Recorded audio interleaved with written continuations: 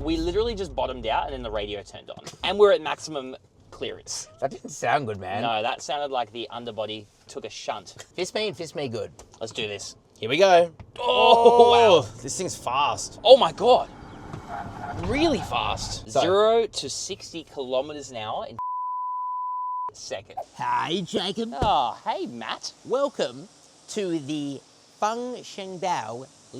What the hell is that? Locally known in Australia and other export markets as the Denza B8. This is a new, heavily luxurious off-road SUV from BYD sub-brand Denza. It is an absolute weapon. It starts here in glary China. It's very glary. It's very glary. It starts at about 360,000 RMB, which is how much? It's about 75 grand. Yeah, so it isn't cheap as far as cheap Chinese vehicles go, but it certainly, I think, lives up to that kind of price point. Today, we're going to tell you everything you need to know about the new Denza B8 that will be coming to Australia at some point, we think. I'm pretty certain. Yeah, why else are we reviewing it here in China? We're going to take this thing off-road, drive it on-road as well, at least in a car park, because that's China, baby. We're going to take you for a full exterior tour, interior, because that's just mind-blowing, and we'll tell you whether or not this is an RIP GWM Tank 500. Ooh, it might be. All right, let's review this thing. All righty, let's talk about the way that this thing looks.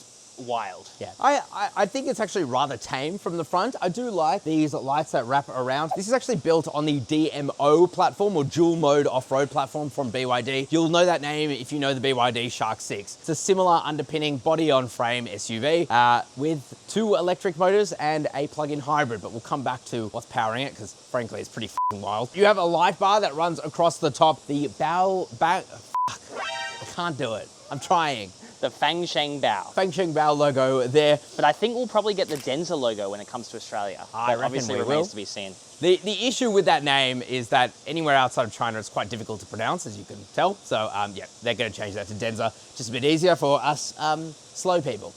Yeah, we are pretty slow, I think. You have a bunch of cooling here. This thing definitely needs it. Under here, ooh, that's a steel bash plate. that's a steel bash plate. Yeah, this thing has a bunch of underbody stuff. And like I said, we're going to take this thing off-road, so we'll show you all around it. Up top, you're going to notice all these LiDAR cameras. Now, I don't think we're going to get that in Australia either, but this does come with a mixture of BYD's God's Eye.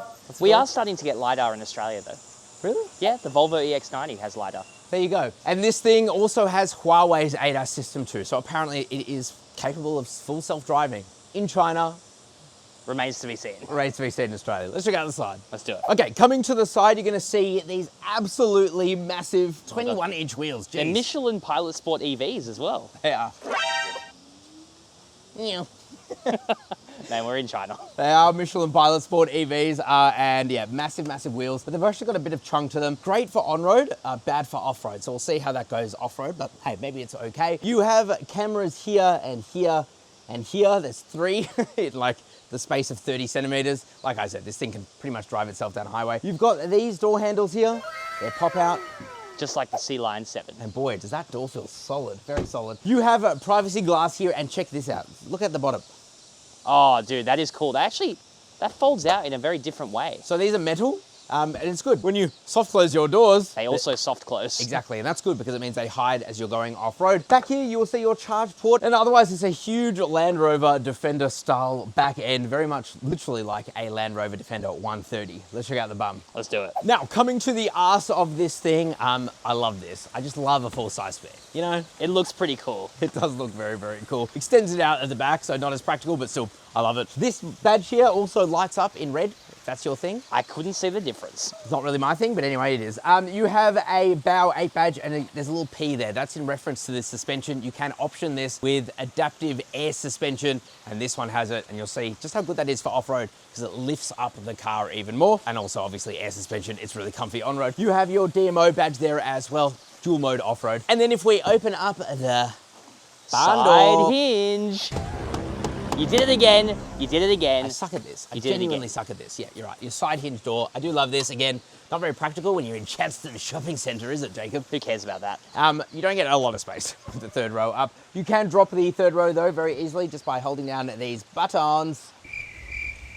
It's not the fastest thing in the world, no Tesla Model Y, but still pretty good. And then you just get a bunch of space, pretty much the same as a B5 that we've also reviewed, so we'll link that down below. Yeah, actually, it is pretty much the same because that thing just has 5 seats. And then you could drop that down automatically as well and get a silly amount of room. It is a very, very, very practical SUV. We need to talk about the interior. Alrighty, Daddy.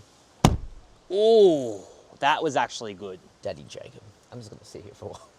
Let's just ponder on this. It's been a long day. And this is a very nice place to be. Soft touch materials absolutely everywhere. Like seriously, extremely impressive. Seats, oh, they feel fantastic. This is all nice and soft and genuinely you can adjust them in so many ways. You wouldn't even need more ways.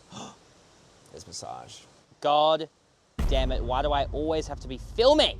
Why? You're like that one guy who's really intense about you. What? About you, you being the host. You know? Very intense. Steering wheel feels absolutely fantastic to hold in the hands. Metal buttons, listen to this. Oh, that does sound pretty good. It sounds pretty good. You have your drive mode selector and stuff here. Up in front of you is tech galore. You have a digital instrument cluster here. It's gone very loud. Shut up. Oh, I love that. That's the Fangchengbao Bao special. exactly. The shifter comes up and down. Come on. Ooh. Stay. Good boy. Yeah, and it feels absolutely fantastic, like a very tactile feeling to it. So yes, you get this good display. It has cool graphics when you change through your different drive modes. Speaking of cool graphics, I mean, this is just mental. 17.3 inches. It's just it's so What the heck? It's so beyond huge. It's just so unnecessary, but love it. Absolutely love it. Really cool screen. I will say, when you were pressing it before, it was kind of shaking quite a bit, moving around. Looks a bit flimsy. Does not feel flimsy. That's moving a lot. Put that there on our 50 watt, I was going to say 50 kilowatt, that would destroy the phone. It would blow up. 50 watt wireless charger. You got one on each side as well. I love these crystals as well, man. Dude, it's just quality. It's really nice. It's interesting because here is where you activate things like your air suspension. You can raise it or lower it. You have your front and rear locking differentials. Come back to that though. And a low range transfer case. Again, we'll come back to that because it's not really. You have your EV, HEV buttons and your drive modes there as well. But it's just like a really cool layout and it just looks fantastic and works well. Back to the displays though, because there is one more and it's this one here. It's for your passenger. Now here as a driver, I can't see it. If you're sitting in front of it, you can see it. I actually can't see it from here either. Yeah, so it's intentionally bad viewing angles so no one else gets distracted while you're driving because you don't really want that. And then it's just the opulence in here, man. It's just opulent. I mean, the leather looks so soft. It feels soft. You got wood here. It's real wood. You have this suede headliner. And like I said, guys, it starts here in China at $75,000. The equivalent of. Yeah, It's crazy. Like the closest thing to this in Australia is the Tank 500. And that is a really luxurious feeling interior for the price. I reckon that this does an even better job. Oh, 100%, but this will not cost 75K in Australia. We don't think so. Again, we don't know the price, but if we had to guess, I'd say somewhere around 100 grand at least. Of course, you get the general SUV things, heaps of storage space here, glove box as well, felt lined. Lots of space in there too. Door bins are nice as well. I've got my Coke can in there. You got exposed, bro, and you know it. I don't want to talk about it, but everything's just metal, super luxurious. What a place to spend time. I love that pop-out gear shifter as well. It's very cool. It's a little gimmick, but it's a cool gimmick. Let's check out the back seat. Now, there's less room in the back of this car than I expected, to be honest. Yeah, and I think that is because your seats are all the way forward. Yep, I've just moved them back and now I have lots more room. Heaps of legroom, heaps of toe room, and heaps of headroom as well. You kind of do want to do this though, have it a little bit more forward, and you'll see why when we go into the third row in just a second. This is soft touch materials though everywhere. This DVLA. DVLA. Is that how you say it? I think so. Anyway, good sound system. Look at this grab handle. That is solid, man. It's nice. I was holding it earlier. Leather wrapped. When you weren't looking. Really good. Massive sunroof. Air vents up in the roof. Speaking of, you can control them over here. I've never seen this kind of display here before, but I guess that's innovation. It's very unique design. I actually quite like it, but where the hell are the air vents? Yeah, up in the roof. I guess that's fine. Yeah, it works well. You can change your aircon. You can turn on your heated or your cooled seats. Change your volume as well. It's a pretty good setup, honestly. Like a very good setup. Folio pockets here. I will say this already feels like a step above the B5, which it already should. It just feels more luxurious than that. I do have to say though, I think your legs are at a slightly worse angle. Perhaps not at the best angle. I totally agree. Fold down center armrest though. Open that up. You have soft felt lined area here. Wood. Open that up. That action. Oh, soft opening. You have a couple of cup holders in there for your Coke. By the way, if you're wondering where the charge ports are, they're actually on the passenger side seat, and I can move the seat forward as well. And also, bro, do you want to tell them about the weird gimmick that we discovered earlier when we were in this car together? I'm struggling to remember. For some reason, you were able to open my window from that side. Yes, for some reason, I can control both my window from here, but also your window. Wait, what? So It literally makes no sense. cool gimmick, but I could also just reach over and press the button. So there's that. Let's check out the third row. So if we simply press this button here, passenger seat goes forward. This seat lifts as far as the electronics will allow it to. Which is pretty far. Decent. It's actually very decent. And then that allows us to climb back in. So if we slide into our position, even with this seat rather far forward for its normal use, I don't have much legroom, if I'm being totally honest. It's quite tight. Toe room is very good though. Headroom is also very, very good. And I can do things like this. Recline. Is that power adjusting as well? It is very much power adjusting. Cup holders back here, USB-C port there as well. And these seats feel absolutely phenomenal, honestly. But yeah, look, would I want to spend hours back here? Probably not. But as far as third rows go, it's pretty good. And for kids, it'd be fine. You know what else is pretty good? CarSauce Buy. That's right, our car buying service, CarSauce Buy. It's still there. It's still selling a lot of cars, actually.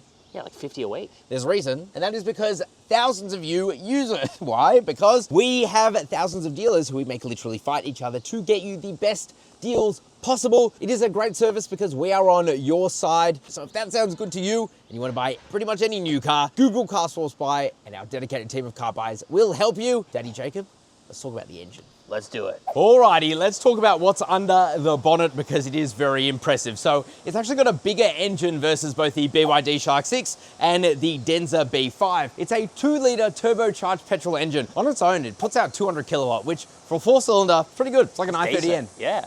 But it also has a front and rear electric motor. There is no mechanical connection between them though, which we'll talk about when we're off-road. In total, it has 550 kilowatt of power, 760 newton meters of torque, and a 36.8 kilowatt hour LFP lithium ferrous phosphate battery. It's a BYD Blade battery, and that'll get you about 100 kilometers of EV only range, which is pretty good. And they claim that it will get about 1,200 kilometers of total range, which again, it's very good. It's very solid. And also this thing charges at 120 kilowatts of DC fast charging. That is fast. For a FEV, that's insane. But how does it perform off-road? Well, let's drive it. Let's do it. Alrighty, Daddy Jacob. We are going on an ATV track in perhaps one of the largest cars we've probably ever driven. This is a Chinese off-road course, okay? So just keep that in mind as we're going through this. I like how we can see our GoPro is still attached on that camera over there. That is actually a very good... Before we come to just all the off-roading specs, let's talk about this.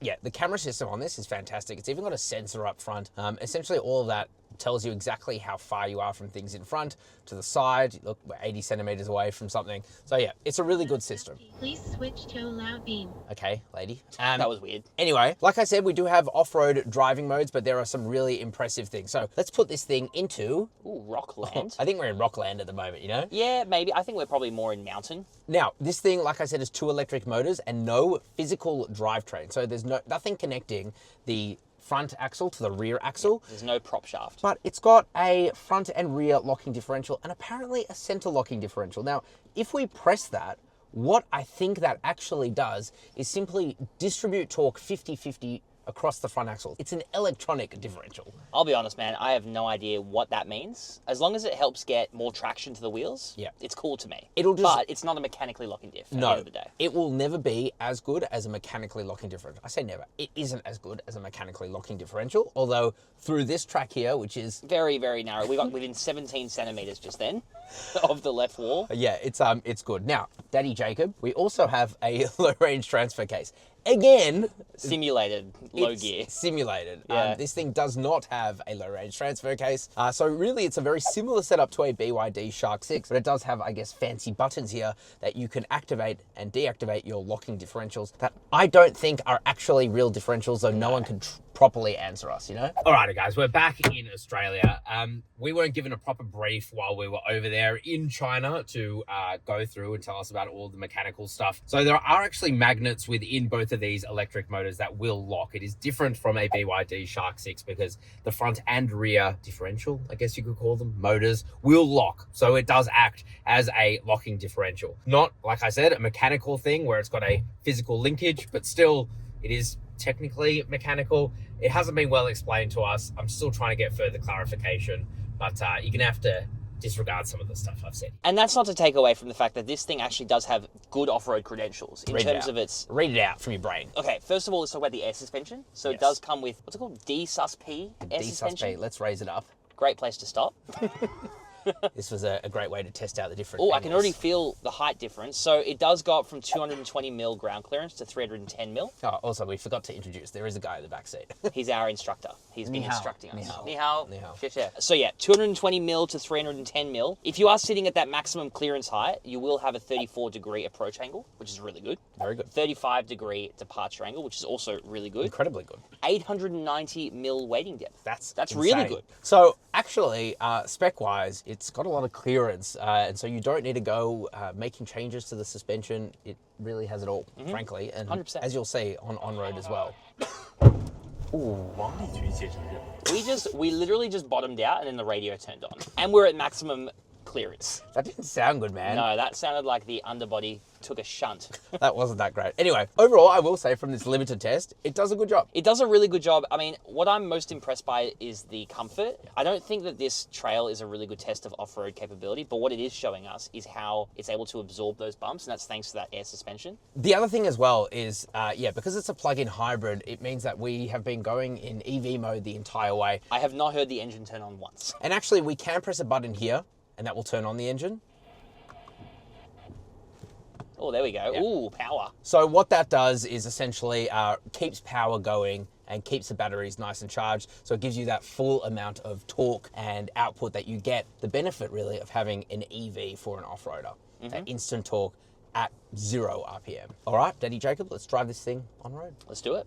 Alrighty, guys. Now, interestingly, I've never seen a plug-in hybrid have more battery range than Petrol range. petrol range. There's 0 petrol. It's going to be an interesting driving experience. Now, they say that this thing is pretty fast. We're in eco mode. There's only one way to properly find out. Let's back up a little bit so we have a bit more run. Let's almost reverse into a Youngwang U8. That's a sexy car. Oh, it is a sexy car.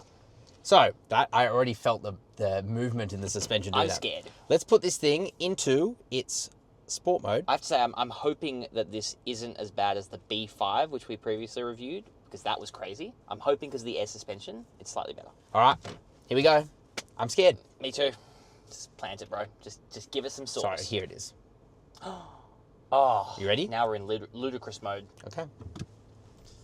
Oh, whoa. It just, you know what it feels like? Far It out. feels like it's defying physics. It feels like we're entering like warp speed. Okay, so first of all, this thing feels heavy. It feels Really heavy. heavy. I can feel the air suspension, everything working overtime. Oh my God. Holy crap. I don't think I've ever pitched, rolled, and yawed more in my life. There's so much movement. But I will say, it's extremely comfortable, even here, right now, you know what I mean? I'm shockingly comfortable, and I'm not even getting sick. Oh my God. Like, this feels so good still somehow. But the handling is awful. Like, It's so it's bad. not good at all, but it still feels really good, which Yeah. I guess is the kind of like what you want. This is the issue with China, is that for whatever reason, you do everything in a car park, and this is the only way we can test the dynamics of this car. But there's one more way, and that is by launching it. We have our 0 to 100 specialist timing gear. I don't think we're gonna get to 100, but we're definitely gonna get We're to going to try. 60. Fist me good. Let's do this. Here we go. Oh, wow. This thing's fast. Oh my God. Really fast. Oh, brakes are Ooh. okay for a car that weighs over 3 tons. So, 0 to 60 kilometers an hour in 2.43 seconds. so actually, the Denza B8 is faster than this, despite this having a bigger engine. Very slightly. I mean, that thing is probably slightly lighter. That's crazy. I can barely talk. All right, that's kilometers now, by the way. Alrighty, let's get to our final thoughts. Let's. Alrighty, Daddy Jacob. Bro, these Fangchengbao Baos are literally blowing my mind today. Yeah, or Denza B8 as it's known in Australia when it comes. This thing is absolutely mind-blowing. We don't know what it's going to cost when it comes to Australia. Honestly, if this thing was 100 grand, I would say, wow, definitely worth it. If this thing was 150 grand, I'd also probably say pretty impressive. Expensive, but honestly, it kind of justifies that kind of price tag. Air suspension, decent in the off-roading we did today, though again, very, very light off-roading. On-road as well, like, it's okay, it's a big SUV, what would you expect? It's that interior and the luxuriousness of it. It makes you feel so special sitting inside. Really, really good, especially at its price in China of 75 grand, like mind-blowing. Let us know in the comment section below, though, what do you think of the Fangchengbao Leopard 8, or Denza B8, as it will be known in Australia? Are you going to buy one? And is this an RIP GWM Tank 500 or even the 700? I'll link both those reviews down below. Of course, if you want to buy any new car in Australia and you want the best price possible, just Google CarSauce Buy. Our dedicated team of car buyers will help you out. Ciao for now. Bye-bye.